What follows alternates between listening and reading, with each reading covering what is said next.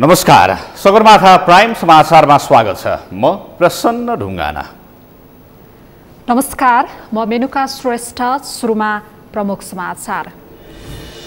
आज थप 90 जनामा कोरोना संक्रमण पुष्टि। नेपालमा कुल संक्रमितको संख्या 772 पुग्यो। 155 जना निको भए। रुकुम घटनाको विषयमा सडकदेखि सदकसम्म बहस। सहसचिवको नेतृत्वमा 5 सदस्यीय छानबिन समिति गठन। छानबिन गर्न संसदीय समिति बनाउनु पर्ने कांग्रेसको माग। कृषि एम्बुलेन्स चलाएर पाल्पामा घर घरमा तरकारी पुर्याइदै लकडाउनमा घर फर्केका सिन्धुलीका युवा विकासे काममा। विश्वमा कोरोना भाइरसको संक्रमणबाट ज्यान गुमाउनेको संख्या 3,48,500 नाग्यो। 56,13,000 बढी संक्रमित। र कोरोना त्रासका कारण स्थगित इटालियन सिरी ए फुटबल सञ्चालनको तयारी। आगामी जुनबाट खेल सञ्चालन हुने।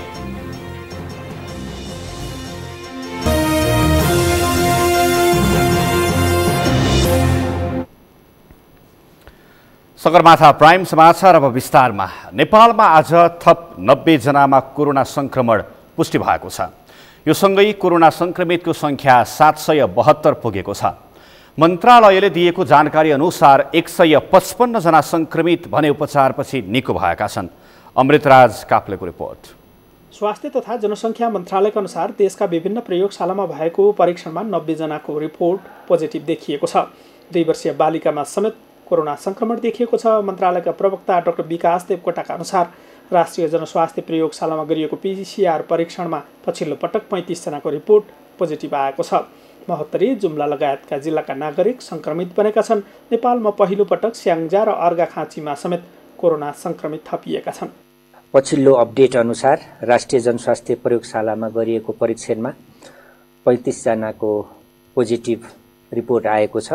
पछिल्लो विवरण अनुसार 90 जना संक्रमितको पहिचान भएको छ थप, र कुल संक्रमितको संख्या 772 पुगेको छ। मन्त्रालयले दिएको जानकारी अनुसार पीसीआर विधिबाट 54,424 नमुना परीक्षण भएको छ। यस्तै आरडीटी विधिबाट 97,967 जनाको नमुना परीक्षण भएको छ। मन्त्रालयका अनुसार पछिल्लो 24 घण्टामा पीसीआर विधिबाट 3,782 र आरडीटी विधिबाट 2,775 जनाको नमुना परीक्षण गरिएको छ। आरडीटी विधिबाट गरिएका परीक्षणहरूमा प्रदेश नम्बर 1 मा हालसम्म 11,066 वटा, प्रदेश नम्बर 2 मा 6,561 वटा, बागमती प्रदेशमा 24,216 वटा, त्यसैगरी गण्डकी प्रदेशमा 7,701, प्रदेश नम्बर 5 मा 16,880, कर्णाली प्रदेशमा 10,618 र सुदूरपश्चिम प्रदेशमा 20,925 वटा आरडीटी विधिबाट परीक्षणहरू सम्पन्न भएका छन्। मन्त्रालयले दिएको जानकारी अनुसार क्वारेन्टाइनमा अहिलेसम्मकै उच्च संख्यामा रहेका छन्। देशभरिका विभिन्न क्वारेन्टाइनमा 55,000 बढी नागरिक रहेको मन्त्रालयले जनाएको छ। सबैभन्दा धेरै 5 नम्बर प्रदेशमा 23,589 जना क्वारेन्टाइनमा रहेको स्वास्थ्य मन्त्रालयले जनाएको छ। सगरमाथा टेलिभिजनका लागि क्यामेरामा सुरेन्द्र रावतका साथमा अमृतराज काफ्ले, काठमाडौँ। आदरणीय दर्शकवृन्द, भर्खरै रिपोर्टमा देखाइए अनुसार आज मात्रै थप 90 जनामा कोरोना संक्रमित देखिएको छ। 90 जना अझै मात्र कोरोना संक्रमित हुनेहरूको संख्या बढेको छ। यसरी अझै पनि लापरवाही गर्दै जाने हो भने यो संख्या अझै नबढ्ला भन्न पनि सकिन्न। र यो सँगै कुल संक्रमितको संख्या नेपालमा मात्रै 772 पुगेको छ भने खुसीको कुरा 155 जना कोरोनालाई जितेर आफ्नो घर फर्किन सफल भएका छन्। र के छ अहिले विभिन्न जिल्लाहरूको अवस्था, यो विषयमा केन्द्रित रहेर हामी कुराकानी गर्न खोजिरहेका छौँ। यतिखेर कपिल वस्तुका हाम्रा संवाददाता रमेश मिश्रा प्रत्यक्ष टेलिफोन सम्पर्कमा हुनुहुन्छ। आज मात्रै कपिल वस्तुमा 24 जना भेटिएका छन् नयाँ कोरोना संक्रमितहरू। यही विषयमा केन्द्रित रहेर हामी कुराकानी गर्दैछौँ। रमेशजी, हजुर प्रसन्नजी, आज मात्रै यशोधारा गाउँपालिका 1, 2 त्यसै गरी 8 मा गरी 24 जना भेटिएका रहेछन् नयाँ कोरोना संक्रमितहरू। अहिले उनीहरू भेटिएसँगै त्यहाँको अवस्था के कस्तो छ, पछिल्लो समग्र हामीलाई अपडेट के छ, जानकारी गराउनुहोस्। प्रसन्न, म अहिले कपिलवस्तु जिल्लाको सदरमुकाम तौलेवा स्थित आफ्नै निवास स्थानमा छु र आज जुन स्वास्थ्य तथा जनसङ्ख्या मन्त्रालयले विज्ञप्ति जारी गरेको छ। त्यसमा 24 जना यशोधरा गाउँपालिकाका वडा नम्बर 1 का 12 जना, 2 का तपाईँको 5 जना र 8 का 7 जना गरी जम्मा 24 जना भेटिएका छन्। र अहिले कपिलवस्तु जिल्लाको त्यो गाउँपालिकाका अहिले वडा जुन मेयर साहब हुनुहुन्छ, त्यहाँका गाउँपालिका अध्यक्ष हुनुहुन्छ, उहाँसँग अहिले सम्पर्क गर्दा उहाँले चाहिँ जुन अहिले आज पोजिटिभ सङ्क्रमितहरू भेटिएका छन् तिनलाई यसै गाउँपालिकाले चाहिँ 25 बेडको जुन आइसोलेसन बेड निर्माण गर्छ त्यसमा लैजाने तयारी गरिरहेका छन् र यिनलाई भोलि बिहानसम्ममा लग्ने तयारी गरिरहेका छन्। आज जति 24 जना भेटिएका छन् उनीहरू नेपालकै हुन् अथवा भारतमा काम गरेर फर्किएका मजदुरहरू हुन्, के जानकारी छ यहाँलाई? यो जुन आज 24 जना भेटिएका छन् तिनी चाहिँ भारत यही नेपालका हुन् र स्थानीय त्यही गाउँपालिका वडा नम्बर 1, 2 र 8 का यिनीहरू हुन् र यिनी चाहिँ भारतको आजभन्दा 16-17 दिन अगाडि भारतको बम्बईबाट सबैजना आएका हुन् र सोझै चाहिँ त्यहाँको स्वास्थ्य संयोजकजीसँग सम्पर्क गर्दा उहाँले यिनी भारतबाट आएर सोझै चाहिँ आफ्नै क्वारेन्टाइन विद्यालयमा बनाएको वडा अध्यक्षज्यूले जुन बनाएका छन् क्वारेन्टाइनहरू त्यही भित्र चाहिँ सोझै चाहिँ बसेका थिए र यिनी घर परिवारका सम्पर्कमा नरहेको पनि स्वास्थ्य संयोजकज्यूले बताउनु भएको छ। प्रश्न उनीहरू 24 जना नै एकै ठाउँमा एउटै क्वारेन्टाइनमा बसेका थिए। ती 24 जना मात्रै पक्कै होइन होला एउटा क्वारेन्टाइनमा बसेको, अरूहरूको अवस्था के छ? अरूको पनि अब कन्ट्र्याक्ट टेस्टिङ गरिनुपर्छ होला अथवा स्वाब परीक्षण गर्नुपर्छ होला, के छ निर्णय, के भएको छ? यिनीहरू जस्तै जुन 24 जना भेटिएका छन् तिनी 3वटा क्वारेन्टाइनमा बसेका थिए र तिनको सम्पर्कमा भएको पनि तिनीसँगै भएको छ र तिनमा चाहिँ नेगेटिभ नै देखिएको छ र यिनीसँगै एकजना बालिका पनि छिन् 2 वर्षको, तिनी पनि तिनीसँगै चाहिँ भारतबाट तिनको बुवा आमासँगै आएका हुन् र बुवा आमाको चाहिँ नेगेटिभ नै देखिएको छ। रमेशजी, केही जिल्लाहरूमा क्वारेन्टाइनमा बसेकाहरूलाई खाना गुणस्तरीय नभएको भनेर पनि गुनासोहरू आइराखेको अवस्था छ। कपिलवस्तुमा चाहिँ के छ? कपिलवस्तुको अहिले जुन क्वारेन्टाइनको अवस्था छ त्यो पछिल्लो चाहिँ अब सबैलाई थाहा भइसकेको कुरा हो, किनकि कपिलवस्तुको चाहिँ 2 चोटि क्वारेन्टाइनमा मान्छेहरू भागेका थिए। हिजो पनि क्वारेन्टाइनबाट 43 जना कपिलवस्तुका भागेका हुन् र पछि चाहिँ तिनलाई फर्काइएको हो र यस्तै गरी कपिलवस्तुको आजभन्दा 10 दिन पहिला पनि त्यही अवस्था थियो, किनकि व्यवस्थापन राम्रो नभएको कारणले नै तिनीहरू भागेका थिए। र अहिले थुप्रै जुन कपिलवस्तुमा अहिले क्वारेन्टाइनको रूप दिएर जुन क्वारेन्टाइनहरू बनाइएको छ त्यो एकदम अव्यवस्थित छ। अब त्यसमा चाहिँ जनप्रतिनिधिहरूसँग हामीले गुनासो गर्दा उहाँले अब कसरी व्यवस्थापन गर्ने सङ्घीय सरकार र प्रदेश सरकारको भूमिका न्यून रहेकोले स्थानीय सरकार चाहिँ एकदम समस्यामा छ र तिनीहरूको व्यवस्थापन गर्न गाह्रो मानिरहेको छ र हुन सक्ने मात्रै व्यवस्थापन गरिरहेका छन्।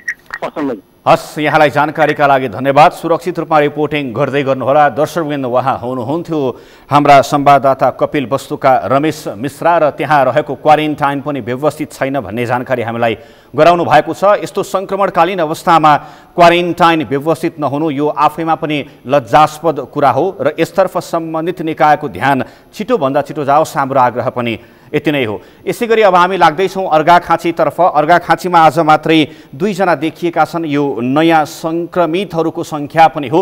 अर्घाखाँचीमा 2 जना देखिएसँगै के छ त्यहाँको अवस्था, यो विषयमा थप कुराकानी गर्न हामी यति बेला अर्घाखाँचीका हाम्रा संवाददाता गणेश खनालसँग कुरा गर्दैछौँ।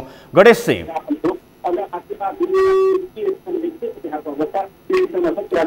गणेशजी हामीलाई सुन्दै हुनुहुन्छ? हजुर, सुन्दैछु प्रशान्तजी।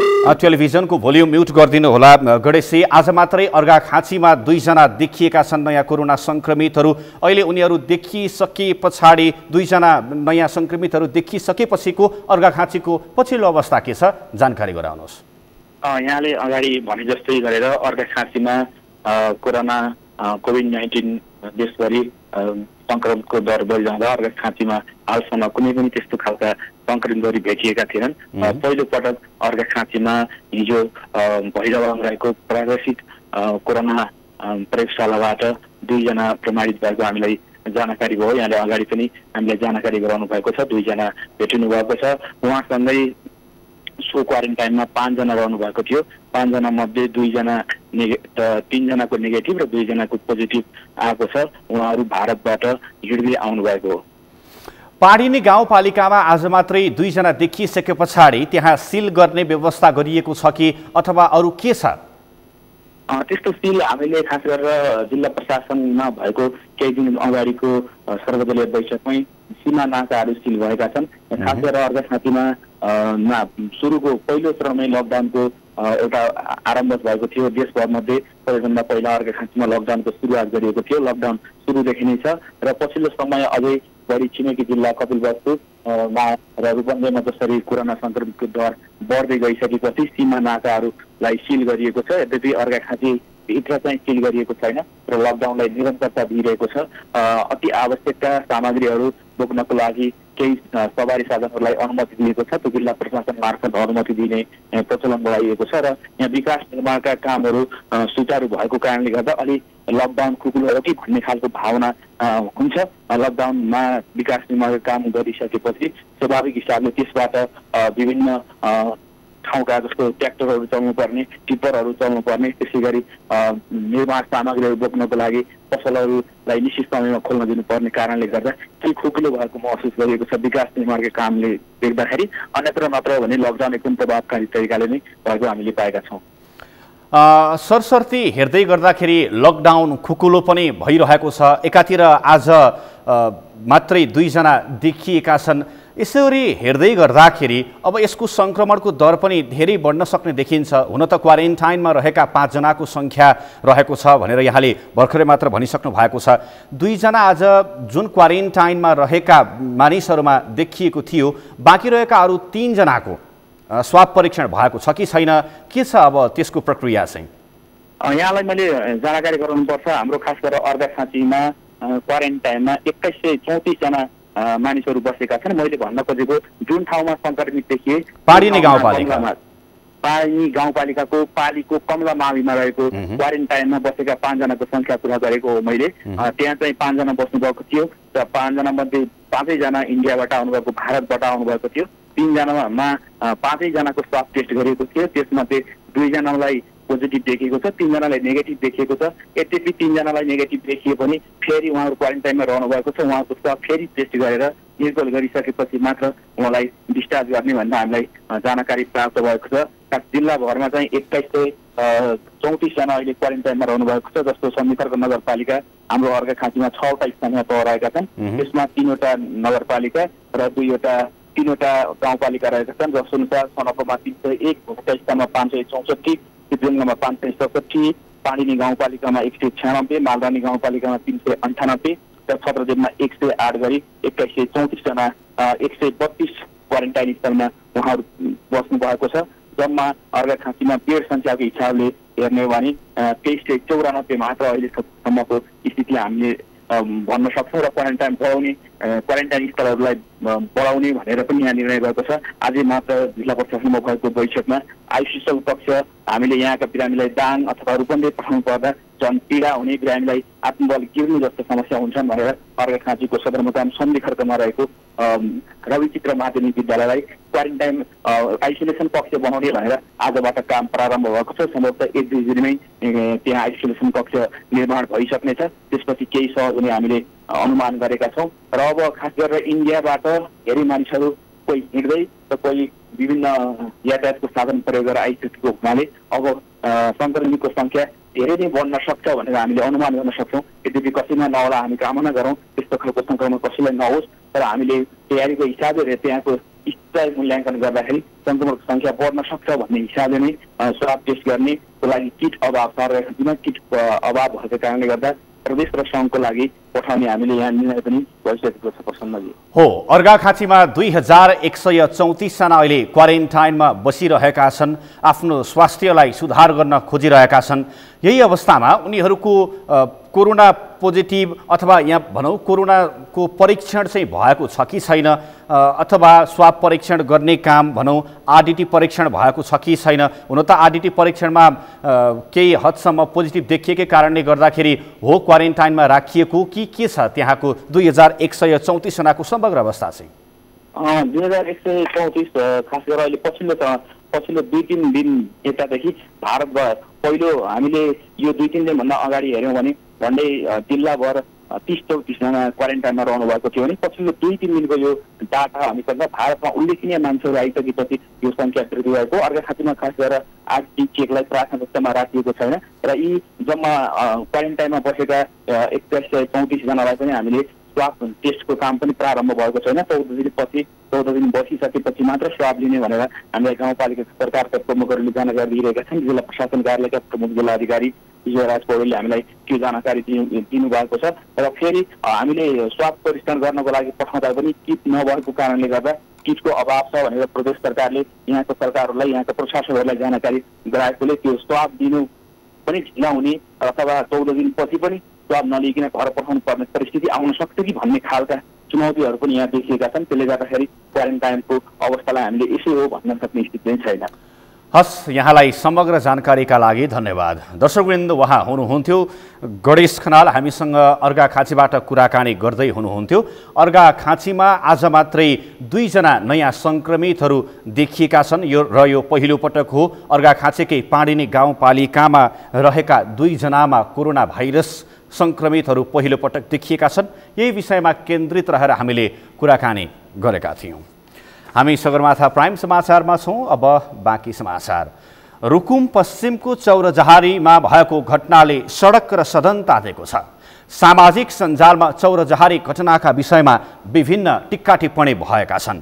राष्ट्रिय सभा बैठकमा घटनाबारे जानकारी दिँदै गृहमन्त्रीले दलित युवाको हत्या जातीय अहङ्कारवादले भएको टिप्पणी गरेका छन् भने रुकुमकै सांसद जनार्दन शर्माले संसदमा बोल्दा हङ्गामा भएको छ। सरकारले घटनाको छानबिन गर्न गृह मन्त्रालयका सहसचिवको नेतृत्वमा 5 सदस्यीय छानबिन समिति गठन गरेको भए पनि प्रतिपक्षी काङ्ग्रेसले छानबिन गर्न संसदीय समिति बनाउन पर्ने माग गरेको छ। केशव शर्माको रिपोर्ट। रुकुम पश्चिमको चौरजहारीका युवाको हत्याले सडकदेखि सदनसम्म तातेको छ। घटनाको छानबिन गर्न गृह मन्त्रालयका सहसचिवको संयोजकत्वमा सरकारले छानबिन समिति गठन गरे पनि प्रतिपक्षी काङ्ग्रेसले संसदीय समिति बनाउनु पर्ने माग राखेको छ। गत शनिबार चौरजहारी नगरपालिका 8 सोती स्थित मल्लथरकी युवतीलाई लिन जाजरकोटको भेरी नगरपालिका 4बाट गएका नवराज विकसहितका युवा र गाउँले बीच झडप भएको थियो। उक्त घटनामा 3 जनाको मृत्यु भएको थियो भने 3 जना बेपत्ता भएका छन्। सांसदहरूले रुकुम चौरजहारीको घटनामा पूर्व गृहमन्त्री जनार्दन शर्मा नै पीडकको पक्ष लिएर राजनीतिक पहुँचको आधारमा दोषीलाई उन्मुक्ति दिने खेलमा लागेको आरोप लगाएका छन्। प्रतिनिधि सभाको मङ्गलबारको बैठकमा सत्तारूढ दलका सांसद जनार्दन शर्माले छुवाछुतको घटनामा राजनीतिकरण हुन सक्दैन भन्ने अभिव्यक्ति दिएपछि सांसदहरूले आपत्ति जनाउँदै सांसद शर्माले घटनाका दोषीलाई जोगाउने षड्यन्त्र गरेको आरोप लगाएका हुन्। सांसद शर्मा बोल्दै गर्दा सदनमा हङ्गामा नै भयो। प्रतिपक्षी दलका सांसद तथा अन्य दलित सांसदहरूले उठेर विरोध मात्र गरेनन्, सांसद शर्माको भनाइको आलोचना नै गरे। त्यसक्रममा सांसद शर्मा र अन्य सांसदहरूबीच भनाभन नै चलेको थियो। सभामुखले सबै सांसदहरूलाई सम्हालिन आग्रह गर्दा पनि दुवै तर्फबाट भएको भनाभन रोकिएन। हामी चाहिँ त्यसपछि फर्दर कदम हामी अगाडि बढाउँछौँ सभामुख महोदय। तसर्थ यो घटनाको सत्य तथ्य छानबिनका निम्ति विपक्षी सांसद लगायत दलित सांसदहरूले संसदमा बोल्न रोक लगाएकोमा आक्रोश पोखे। त्यहाँ कसैले पनि त्यहाँ सहयोग गर्न सबै जनता पनि तयार छ। यो कुरा पनि म जानकारी गराउँछु र मृतकहरूप्रति हार्दिक श्रद्धाञ्जली म व्यक्त गर्न चाहन्छु र दोषीमाथि कारवाहीको म माग गर्न चाहन्छु। सरकारले यो छानबिन गरोस्। मैले मेरो जनप्रतिको हैसियतले त्यहाँ भएका घटनाहरूबाट बोल्दा बोल्दै आपत्ति गरेको कुरा मेरो पनि आपत्ति सभामुख होस्। धन्यवाद। नेपाली काङ्ग्रेसका सांसद प्रकाश रसाइली स्नेहीले पूर्व गृहमन्त्री र बहालवाला गृहमन्त्री मिलेर घटनामा संलग्नलाई जोगाउने षड्यन्त्र गरेको आरोप लगाए। गृहमन्त्रीज्यूसँग के सूचना छ त्यो कुरा संसदलाई जानकारी पाऊँ भनेर हामीले अनुरोध मात्रै गरेका हौँ। हामीलाई थाहा छ 2टा गृहमन्त्री जाजरकोट र त्यसै गरी पश्चिम रुकुमको 2टा गृहमन्त्री मिलेर त्यो घटनालाई त्यही लेभलमा मिलाउँदैछ भन्ने कुरा हामीले पनि सूचना पाएका छौँ। तर हामीले पहिला गृहमन्त्रीको जवाब चाहेका छौँ। सांसद मीनबहादुर विश्वकर्माले घटनामा राजनीतिकरण भएको भन्दै निष्पक्ष छानबिनका लागि उच्चस्तरीय संसदीय छानबिन समिति गठन गर्नुपर्ने माग गरे। सांसद विश्वकर्माले राजनीतिक दबाव र प्रभाव जिल्ला प्रशासन कार्यालयमा परेको भन्दै घटनामा संलग्न भनी पक्राउ गरेका मानिसलाई राजनीतिक पहुँचको आधारमा छोड्ने काम नगर्न सरकारको ध्यानाकर्षण गराए। केही मानिसहरू आत्तिएर भेरी नदीमा आम्फालेका छन्। पौडन जान्नेहरू घर पुगे, पौडिन नजान्नेहरू अतालिएका मनस्थितिमा उनीहरू डुबेर मरे। आज 3 जनाको लास भेट्यो, बाँकीको लास भेटिएको छैन। र प्रहरी प्रशासनमा उर्जुरी गर्न जाँदा प्रहरी प्रशासनले पनि त्यो घटनालाई तोडमोड गर्ने गरी आज अल्मलाएको छ। त्यहाँ राजनीतिक दबाव र प्रभावमा जिल्ला प्रशासन कार्यालय परेको जस्तो देखिएको छ। त्यसैले म सभामुख महोदय मार्फत सरकारको गम्भीर ध्यानाकर्षण गर्छु। सांसदहरूले छानबिनको माग गरिरहँदा गृहमन्त्री रामबहादुर थापाले रुकुमको जातीय हिंसामा संलग्न भनिएका वडा अध्यक्ष लगायत 12 जना प्रहरी हिरासतमा रहेको बताए। राज्यको तर्फबाट अपराधीहरूलाई कडाभन्दा कडा सजाय हुनुपर्छ भन्नेमा हामी स्पष्ट छौँ। यो विषयमा पक्कै पनि राज्यले चाहिँ छानबिन पश्चात चाहिँ दोषीहरूलाई कडाभन्दा कडा सजायको निम्ति नै चाहिँ अगाडि बढाउनेछ प्रक्रियालाई चाहिँ। अब त्यो कुराहरू चाहिँ फैसला गर्ने कुरा चाहिँ न्यायालयले गर्नेछ। क्षतिपूर्तिको सन्दर्भमा हामीले यो छानबिन समितिको प्रतिवेदन आएपछि निश्चय पनि चाहिँ क्षतिपूर्तिको बारेमा पनि राज्यले सकारात्मक रूपमा नै चाहिँ सोच्नेछ। किटानी जाहेरी नआएको भन्दै घटनामा संलग्न वडा अध्यक्षलाई छोडिएको भन्ने सांसदहरूको प्रश्नमा उनले अहिलेसम्म वडा अध्यक्ष प्रहरी हिरासतमै रहेको बताए। छानबिनपछि प्रतिवेदनका आधारमा दोषीलाई कडा कारबाही गरिने र पीडितलाई क्षतिपूर्ति उपलब्ध गराइने उनले बताएका छन्। सगरमाथा टेलिभिजनका लागि केशव शर्मा, काठमाडौँ। सरकारले लकडाउनलाई खुकुलो बनाउँदै विकास निर्माणका कामलाई सुचारू गर्ने तयारी गरेको छ। विकास आयोजनाहरूले कामदारको सुरक्षाको व्यवस्था मिलाई काम गर्ने वातावरण बनाएर सरकारले सम्बन्धित कामदारलाई कार्यस्थल पुर्याउने व्यवस्था गर्नेछ। श्रीकृष्ण सुवेदीको रिपोर्ट। कोरोना भाइरसको कारण लकडाउन बढ्ने भएपछि सरकारले अर्थतन्त्रलाई चलायमान बनाउने भन्दै विकास निर्माणका कामलाई निरन्तरता दिने तयारी गरेको छ। लामो समयसम्म लकडाउन हुँदा विकास निर्माण ठप्प हुँदा अन्य आर्थिक गतिविधि पनि रोकिएका छन्, जसको कारण नेपालको आर्थिक विकास र अर्थतन्त्रमा प्रत्यक्ष असर परेपछि सरकारले विकास आयोजनालाई निरन्तरता दिने तयारी गरेको हो। विकास आयोजना वा कार्यक्रमहरूले आफ्ना कामदारलाई सामाजिक सुरक्षा सहित स्वास्थ्य व्यवस्था मिलाएर काम गर्न चाहेमा सरकारलाई जानकारी दिनुपर्छ। सरकारले आयोजनाको काम प्रकृति र स्वरूपको अध्ययन गरी आवश्यक कामदार वा कर्मचारीलाई आयोजना स्थलसम्म पुर्याउनेछ। त्यसको लागि सङ्घ, प्रदेश र स्थानीय सरकार बीच समन्वय भइरहेको छ। पछिल्ला केही दिन यता वात्तै बढेको कोरोना संक्रमणको सङ्ख्याका कारण देश पूर्ववत अवस्थामा फर्किन समय लाग्ने भएपछि सरकारले अत्यावश्यक सहित विकास निर्माणका कामलाई निरन्तरता दिने निर्णयमा पुगेको हो। यसको लागि सरकारले अर्थतन्त्र चलायमान बनाउन र आपूर्ति प्रणालीमा सहजता ल्याउन उद्योग खोल्न अनुमति दिन लागेको हो। त्यसरी सञ्चालनमा आउने उद्योगले आफ्ना कामदारलाई समुदायमा छ्यासमिस नगराउने र जिल्लाबाट उद्योगसम्म आउने मजदुरलाई कोरोना परीक्षण गराई काम सुरु गरिनेछ। काम गर्ने श्रमिकहरूलाई मापदण्ड पालना गराउने र यसको जानकारी नियमित रूपमा प्रशासनलाई गराउनु पर्ने नियम सरकारले बनाएको छ। सगरमाथा टेलिभिजनका लागि श्रीकृष्ण सुवेदी, काठमाडौँ। सगरमाथा प्राइम समाचारमा अब एकैछिन विश्रामपछि सुदूरपश्चिम प्रदेश सभाको बैठक सुरु। सांसदले गरे प्रदेश सरकारको आलोचना, जनमुखी काम नभएको गुनासो। कृषि एम्बुलेन्स चलाएर पाल्पामा घर घरमा तरकारी पुर्याइँदै लकडाउनमा घर फर्केका सिन्धुलीका युवा विकासे काममा। र विश्वमा कोरोना भाइरसको संक्रमणबाट ज्यान गुमाउनेको संख्या 3,48,500 नाग्यो। 56,13,000 बढी संक्रमित।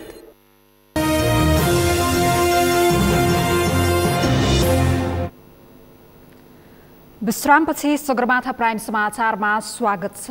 अब बाँकी समाचार। दोलखामा भारत तथा अन्य कोरोना संक्रमित जिल्लाबाट आउनेहरूलाई अनिवार्य क्वारेन्टाइनमा राख्ने गरिएको छ। संक्रमित देश र जिल्लाबाट आएकाहरूलाई अनिवार्य क्वारेन्टाइनको व्यवस्था गरेसँगै क्वारेन्टाइनमा बसेर घर फर्कनेको संख्या बढेको छ। दोलखाबाट कैलाश लामाको रिपोर्ट। दोलखामा संक्रमित देश र जिल्लाबाट आएकाहरूलाई अनिवार्य क्वारेन्टाइनको व्यवस्था गरिएको छ। भारतको सिक्किम, दार्जिलिङ लगायत नेपालको इलाम, दाङ, वीरतामोड लगायतका स्थानबाट आएकाहरूलाई स्थानीय सरकारले अनिवार्य रूपमा क्वारेन्टाइनको व्यवस्था मिलाएको हो। क्वारेन्टाइनमा बस्नेहरूको संख्या बढीसँगै 14 दिनको क्वारेन्टाइन अवधि सकाएर घर फर्कनेहरूको संख्या समेत बढेको छ। दाङमा प्रोजेक्टको काम गर्न गएको थियौँ। त्यही यो कोभिड-19को कारणले फसेर बसेका थियौँ। अनि गाउँपालिकाको पहल र हामी जिल्लाको पहलमा चाहिँ हामीलाई सिङ्गटी क्वारेन्टाइनमा ल्याइयो। अब हाम्रो ल्याबहरू सबै टेस्ट गर्दा त्यस्तो कोभिड-19 प्लस देखिएन। यहाँको स्थिति चाहिँ धेरै राम्रो छ, यहाँ धेरै राम्रो गरी बसियो। अब हाम्रो रोग देखेन, हामीले कोरोनाबाट सफल भयौँ, रोग लागेको रहेनछ हामीलाई, त्यही भएर घर जानु। गाउँपालिकाले यसअघि पनि भारतबाट आएका 1 जना सहित 23 जनालाई क्वारेन्टाइनमा राखेको थियो। उनीहरूलाई 14 दिनसम्म क्वारेन्टाइनमा राखेर घर फर्काइएको थियो। तर पछिल्लो समय मजदुरीका लागि भारत लगायत नेपालका विभिन्न जिल्लामा पुगेकाहरू अलपत्र पर्न थालेपछि गाउँपालिकाले उद्धार गर्दै क्वारेन्टाइनमा राखेर घर फर्काउने कार्य गर्दै आएको छ। नेपालको इलाम, झापा, बिर्तामोड लगायतको स्थानमा मजदुरीका लागि पुगेकाहरूलाई उद्धार गरी गाउँपालिकाको वडा नम्बर 3 सिंगटी स्थित कालीनाग माध्यमिक विद्यालयको भवनमा राखिएकोमा उनीहरूलाई कोरोना सम्बन्धी कुनै लक्षण देखा नपरेको र अन्तिम पटक आरडिटी टेस्ट गर्दा समेत कोरोना नेगेटिभ देखिएको छ। कालीनाग माध्यमिक क्वारेन्टाइनमा 25 जना हुनुहुन्थ्यो। हामीले आरडिटी 25 जनाकै गर्यौं। आज उहाँहरू 14 दिन पुरा हुँदैछ र उहाँहरूलाई हामी आज चाहिँ यहाँबाट फेरि घरमा सेल्फ क्वारेन्टाइनमा रहने गरी, होम क्वारेन्टाइनमा सेल्फ क्वारेन्टाइन रहने गरी यहाँबाट आज पठाउँदैछौँ। गाउँपालिकाले अहिलेसम्म 48 जनालाई क्वारेन्टाइनमा राखेर घर फर्काएको छ। त्यसैगरी भारतबाट आएका 5 महिला सहित 33 जनालाई समेत वडा नम्बर 2 बाबरे स्थित निको भूमे माविको भवनमा क्वारेन्टाइन बनाएर राखिएको छ। वैशाख 10 गते आएका उनीहरूलाई भारतको दार्जिलिङबाट ल्याइएको हो। बाहिरबाट जति नागरिक आउनुभएको छ उहाँहरूलाई हामीले क्वारेन्टाइन राख्ने व्यवस्थापन गऱ्यौँ। पहिलो चरणमा हामीसँग 23 जना आउनुभएको थियो, 1 जना भारत सहितको गरेर 23 जना आउनुभएको थियो। त्यसलाई हामीले कालीचोक गाउँपालिका वडा नम्बर 3 को प्रताप स्मृति कलेजमा हामीले व्यवस्थापन गरेर राख्यौँ भने दोस्रो पटकमा हामीले इलाम जिल्ला र दाङ जिल्लाबाट गरेर 25 जना हामीले क्वारेन्टाइनमा राखेका छौँ। हामी अहिले क्वारेन्टाइन स्थलमै छौँ। त्यसो भएको हुनाले हामीले 25 जनालाई कालीनाग माध्यमिक विद्यालयमा हामीले व्यवस्थापन गरेका छौँ भने हिजो मात्रै दार्जिलिङ र विशेष गरी सिक्किमबाट आउनुहुने 33 जना नागरिकहरूलाई कालीचोक गाउँपालिका वडा नम्बर 2 को निको भूमि माध्यमिक विद्यालयमा हामीले राख्ने काम सम्पन्न गरेका छौँ। जिल्लामा हालसम्म 120 जना क्वारेन्टाइनमा रहेका छन्, जसमा कालिन्चोक गाउँपालिकाले 48 जनालाई क्वारेन्टाइन अवधि पूरा गराएर घर फर्काएका छन्। हालसम्मको आरडिटी टेस्ट र पीसीआर टेस्टको रिपोर्ट अनुसार दोलखामा संक्रमित फेला परेका छैनन्। अहिलेसम्म हाम्रो जिल्लामा 564 भन्दा बढी चाहिँ हामीले आरडिटी टेस्ट गरिसक्यौँ, जसमध्ये 1 जना मात्रै पोजिटिभ फेला परेको। उहाँ लगायत उहाँको क्लोज कन्ट्याक्टको पनि पीसीआर गर्दाखेरि सबै नेगेटिभ भइसकेको अवस्था छ। पीसीआर मात्रै हामीले अहिलेसम्म 27 जनाको स्वाब कलेक्सन गरिसकेका छौँ, जसमध्ये 23 जनाको रिजल्ट आइसकेको छ र 4 जनाको रिजल्टमा वेटिङ छौँ। र अहिलेसम्म क्वारेन्टाइनमा हाम्रो जिल्लामा 48 जनालाई चाहिँ क्वारेन्टाइनमा राखेर बिदा गरिसक्यौँ नेगेटिभ भएर सबैको आरडिटी, र अझै पनि आउने क्रम जारी छ। संक्रमित देश र जिल्लाबाट आएकाहरूलाई अनिवार्य क्वारेन्टाइनको व्यवस्था गरेसँगै संक्रमणको जोखिम कम भएको छ। सगरमाथा टेलिभिजनका लागि दोलखाबाट कैलाश लामाको रिपोर्ट। कोरोना संक्रमणले गरिएको लकडाउनमा बाहिर जिल्लाको तरकारी ल्याउन कडाई भएसँगै पाल्पामा स्थानीय उत्पादनहरूले बजार पाउन थालेका छन्। सहकारीहरूले संस्थाको व्यवस्थापनमा कृषि एम्बुलेन्स सञ्चालन गरी गाउँ-गाउँमा उत्पादन बजारसम्म ल्याउन थालेका छन्। पाल्पाबाट किरण कौशलको रिपोर्ट। पाल्पामा किसानको खेतबारीबाट उपभोक्ताहरू घर घरसम्म तरकारी र फलफुल सुरक्षित तरिकाले पोका बनाएर पुर्याउने गरिएको छ। बाहिरी जिल्लाबाट तरकारी र फलफुल ल्याउन कडाई गरेसँगै सामाजिक सञ्जालबाट प्रचार प्रसार गरी तरकारी बिक्री गरिएको छ। नियमित घरमै ताजा तरकारी तथा फलफुल किन्न पाउने कार्य सराहनीय भएको र यसको निरन्तरता आवश्यक रहेको उपभोक्ताहरूको भनाइ छ। समयमा एक घर घरै तरकारी बेच्न आएर हामी उपभोक्ताले धेरै सजिलो भएको छ। नत्र पहिला दोकानमा जाँदाखेरि मोनोपोली बजार थियो, अहिले कृषि सहकारीहरूले यसरी उपभोक्ताले ध्यानमा राखेर घर घर ल्याइदिएको हुँदाखेरि मूल्यमा पनि एकदम कमी आएको छ। हिजो यही टमाटर 120 पनि खाइयो भने अहिले 100 रुपियाँको 3 किलो खाइएको छ। तरकारी र फलफुल उत्पादन हुने क्षेत्रका करिब 5वटा सहकारी संस्थाहरूले समन्वय गरेर तानसेन सहितका सहरी क्षेत्रमा तरकारी घर घरमा पुर्याउन थालेका छन्। विगतमा अधिकांश तरकारी बाहिरी जिल्लाबाट भित्रने गरेको थियो। बाहिरको भन्दा जिल्लामा उत्पादित तरकारीमा विषादी कम प्रयोग गरिएको सहकारीहरूको दाबी छ। व्यापारीहरूले सस्तोमा किन्ने र बढी मूल्यमा उपभोक्तालाई बेच्ने भए पनि अहिले तुलनात्मक रूपमा सस्तो परेको छ। ताजा तरकारी र फलफुल सहरसम्म पुर्याउने अभियानले लकडाउनमा किसानहरूले उत्पादन गरेको फसलले मूल्य पाएको र उपभोक्ताले सस्तो र ताजा तरकारी पाएको सहकारी संस्थाहरूले जनाएका छन्। उपभोक्तालाई घर घरमा तरकारी उपलब्ध गराउँदै आएका छौँ। अब आउँदाका दिनहरूमा पनि सम्भव भएसम्म हामी यसरी नै उपभोक्तालाई घर दैलोमा पुर्याउने कोसिसमा लाग्नेछौँ। उपभोक्ताहरू खुसी हुनुहुन्छ, एकदमै सन्तुष्ट हुनुहुन्छ। सहकारी संस्थाहरूले तरकारी बिक्री गर्न थालेपछि बिचौलियाबाट किसान र उपभोक्ताहरू ठगिनबाट जोगिएका छन्। सगरमाथा टेलिभिजनका लागि पाल्पाबाट किरण कौशलको रिपोर्ट। सिन्धुलीका युवालाई गाउँका विकास निर्माणका काम आफै गर्न लकडाउन फलदायी बनेको छ। सहरबाट गाउँमा आएकाहरू सडक मर्मत सम्भार, पुल निर्माण, खानेपानी, विद्यालय निर्माणका काममा जुटेका छन्। निर्माण व्यवसायी उपभोक्ता समितिको काम तथा उपभोक्ता समितिले गर्न नसकेका काममा पनि युवाहरू जिम्मेवार भएर लाग्ने गरेका छन्। स्थानीय युवाहरूको संलग्नतामा चाहिँ रातको 11 बजेसम्म भए पनि हामीले खटेर काम गरे हुनाले अब 1 हप्ताभित्रमा चाहिँ हामी यो पुल सञ्चालन गर्ने। हामी गाउँघरमा सामान्य खेतीपातीको काम गर्न पनि युवा जनशक्तिको अभाव भइरहेको बेला लकडाउनले गाउँघरमा युवा युवती जम्मा भएर विकासका काममा जुट्दा सहज भएको स्थानीयको भनाइ छ।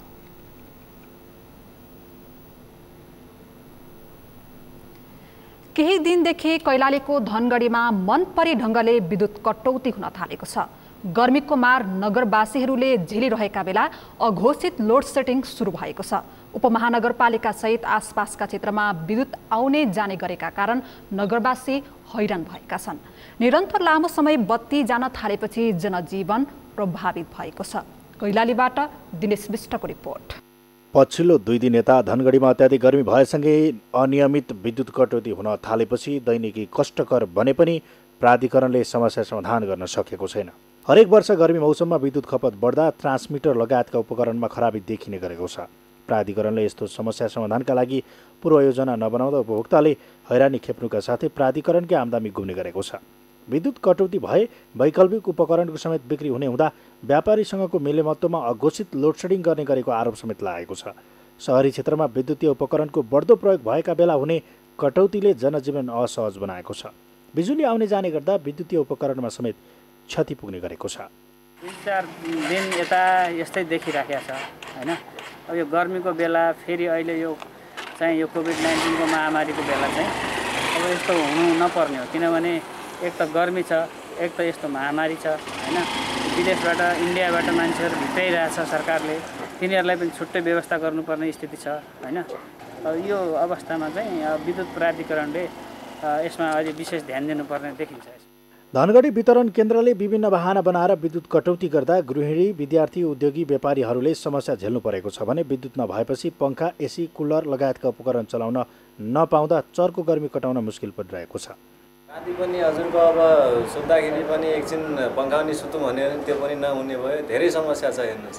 एक त अहिले कोरोनाको नि कहर छ हेर्नुहोस्। यहाँनिर एउटा सरकार मान्छे गइरहेछन् आइरहेछन् होइन। अब काम नगरेर भने पनि के खाने हो। धेरै समस्या भएको कारणले चाहिँ अब लापरवाही भन्दा पनि होला हजुरको आफ्नो आफ्नो ठाउँमा सबैले आफ्नो आफ्नो जिम्मेवारी राम्रोसँग पुरा गरिदिएको भए होइन राम्रो हुन्थ्यो कि भनाइ हो।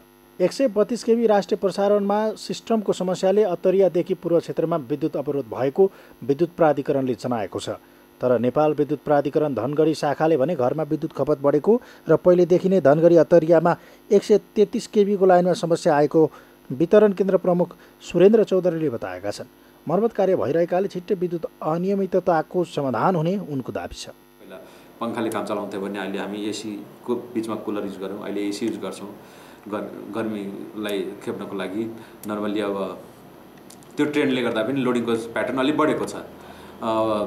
उद्योग धन्दा अब नचल्नाले पनि त्यो फ्याक्टरलाई ट्रान्समिसन लाइनको लोडिङलाई त्यति धेरै फरक पार्ने जस्तो देखिँदैन।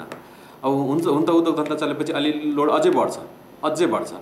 त्यही पनि अब ट्रान्समिसन लाइनको कुरा हो। त्यति धेरै हामी ट्रान्समिसन लाइनको पनि परेनौँ, फिल्ड पनि नपरेको भएर केही कुराहरू त्रुटि छन् होला ट्रान्समिसन लाइनमा। झन्डै 57,000 भन्दा बढी सेवाग्राही भएको धनगढी वितरण केन्द्रमा यो समस्या बढी देखिएको छ। तर केन्द्रले लोड बढेका कारण विद्युत लाइनमा समस्या आइरहेको बताउँदै आएको छ। सगरमाथा टेलिभिजनका लागि कैलालीबाट दिनेश विष्टको रिपोर्ट। विश्वभर महामारीको रूप लिइरहेको कोरोना भाइरसको संक्रमण फैलन नदिन गरिएको लकडाउनले 2 महिनादेखि मुलुक ठप्प छ।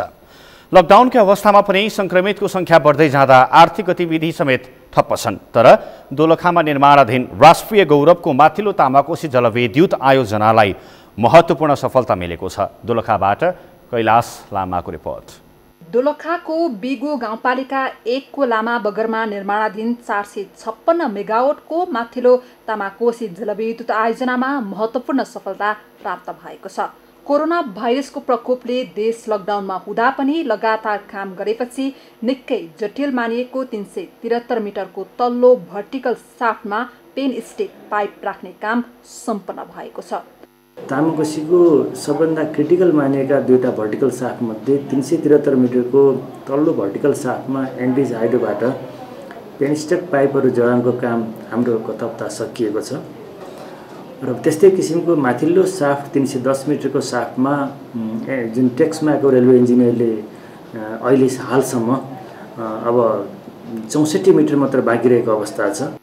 तल्लो भर्टिकल साफ्टमा 73वटा 5 मिटरको पाइप र अन्तिममा 1.5 मिटरको पेन स्टिक पाइप जडान गरिएसँगै तामाकोशी आयोजनाको उत्पादन मिति नजिकिएको छ। सबैभन्दा कठिन मानिएको पेन स्टिक पाइप राख्ने कामले गति लिन नसक्दा तामाकोशी आयोजनाको उत्पादन मिति समेत पटक पटक पछि धकेलिएको थियो। करिब 5 महिनाको प्रयासपछि 2076 साल असार 1 गते तल्लो र असार 10 गते माथिल्लो भर्टिकल साफ्टमा पहिलो पेन स्टिक पाइप जडान गर्न आयोजना सफल भएको थियो।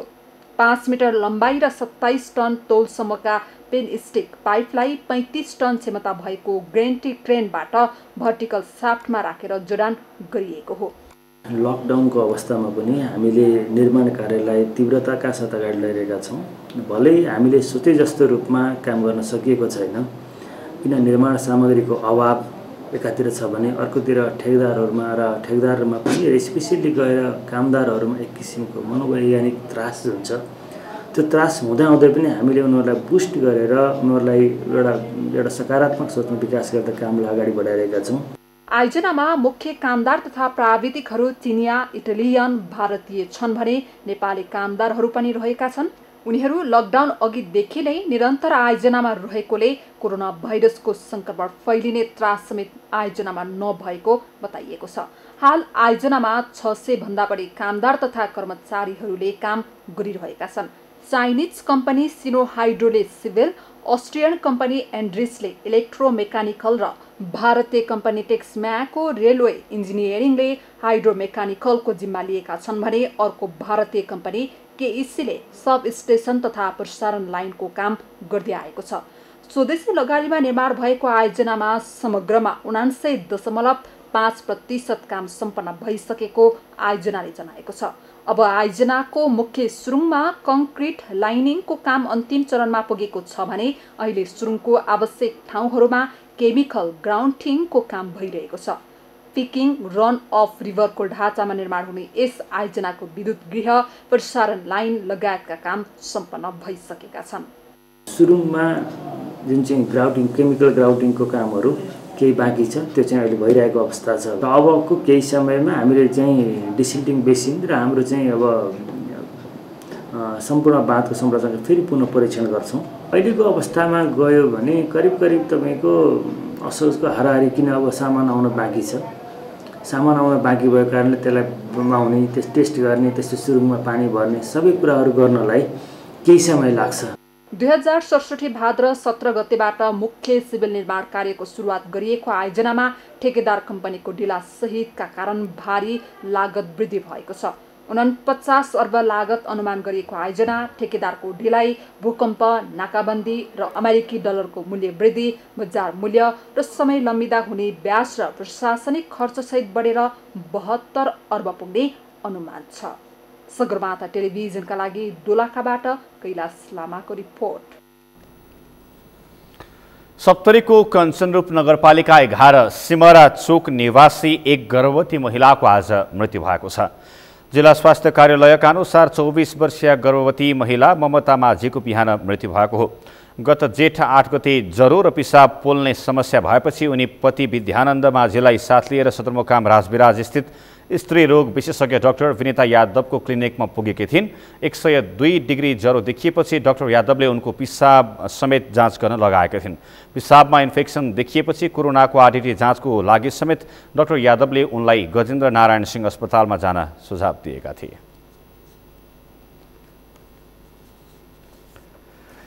सगरमाथा प्राइम समाचारमा फेरि एकैछिन विश्रामपछि विश्वमा कोरोना भाइरस संक्रमणबाट ज्यान गुमाउनेको संख्या 3,48,500 नाग्यो।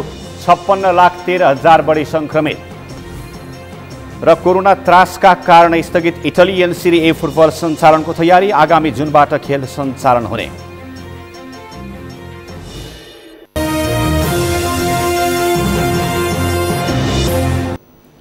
अब पालो अर्थ समाचारको। अर्थ समाचारका प्रायोजक हो आफ्नो विश्वास हो त्रिशक्ति सिमेन्ट। कोरोनाका कारण नेपाली अर्थतन्त्रमा परेको प्रभावले चालु आर्थिक वर्षमा 2.3% मात्रै आर्थिक वृद्धि दर हुने प्रक्षेपण गरिएको छ। संघीय संसदमा आर्थिक सर्वेक्षण प्रस्तुत गर्दै अर्थमन्त्री डाक्टर युवराज खतिवडाले कोरोनाका कारण चालु आर्थिक वर्षमा 4% लगानी समेत घटेको जानकारी दिए। सरकारले चालु आर्थिक वर्षको बजेटमा लिएको लक्ष्य अनुसारको वैदेशिक सहायता ऋण समेत नआउने देखिएको छ। अमृतराज काफ्लेको रिपोर्ट। 8.5% आर्थिक वृद्धि हासिल गर्ने लक्ष्य राखेको सरकारले कोरोना महामारीका कारण 2.3%मा सीमित हुने प्रक्षेपण गरेको छ। यसअघि विश्व ब्याङ्कले समेत नेपालको आर्थिक वृद्धि दर 1.5%मा सीमित हुन सक्ने प्रक्षेपण गरेको थियो। कोरोनाका कारण कुल लगानी गत आर्थिक वर्षको तुलनामा 3.4%ले घटेर 18 खर्ब 89 अर्ब रुपैयाँ पुगेको छ। आर्थिक वर्ष 2076-77 को फागुनसम्मको समग्र आर्थिक क्रियाकलापमा तीव्रता आए पनि कोभिड-19 महामारीको कारण विश्व अर्थतन्त्र नै प्रभावित हुन गई।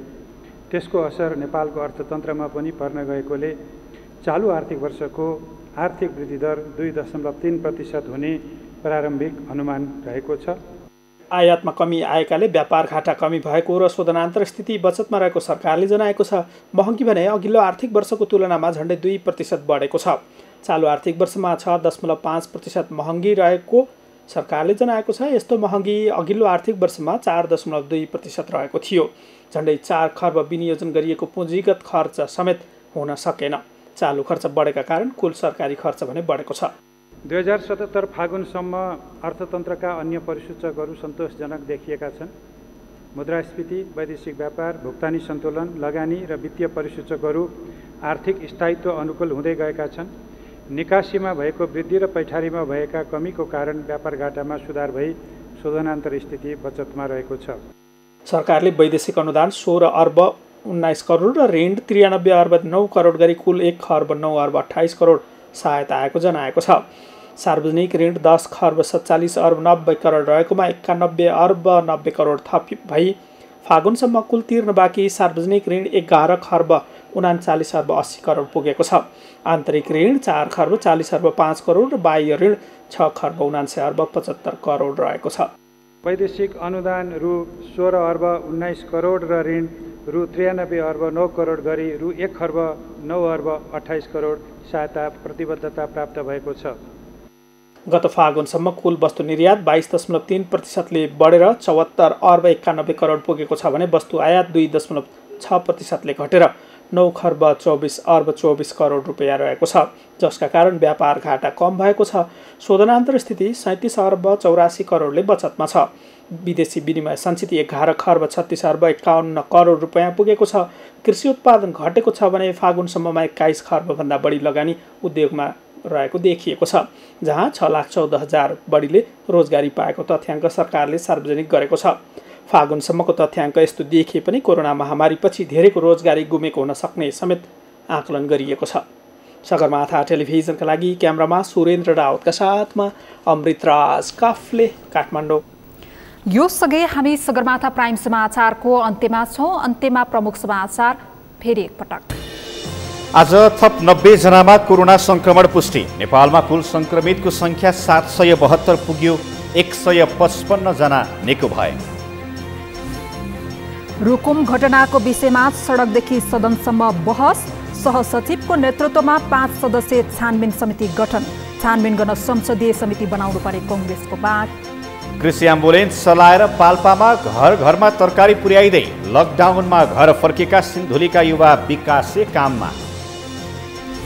विश्वमा कोरोना भाइरसको संक्रमणबाट ज्यान गुमाउनेको संख्या 3,48,500 नाग्यो।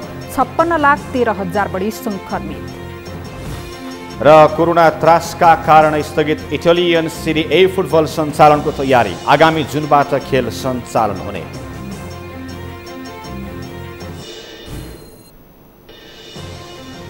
हौस् त सगरमाथा प्राइम समाचार अहिलेलाई सकियो। तपाईँ समाचार बुलेटिनका साथै सगरमाथा टेलिभिजनका सम्पूर्ण कार्यक्रम www.sagarmatha.tv मा पनि पढ र हेर्न सक्नुहुनेछ। साथै युट्युबमा youtube.com/sagarmatha TV नेपालमा हेर्न सक्नुहुनेछ। मोबाइलमा प्ले स्टोर तथा एप स्टोरमा गई सगरमाथा टिभी एप डाउनलोड गरी हामीलाई प्रत्यक्ष हेर्न सक्नुहुनेछ। साथै तपाईँ हामीलाई फेसबुकमा पनि facebook.com/STV नेपालमा फलो गर्न सक्नुहुनेछ। समाचारको शिखर, नेपालको गौरव, नेपालको पहिलो न्युज च्यानल सगरमाथा टेलिभिजन हेर्दै गर्नुहोला। नमस्कार।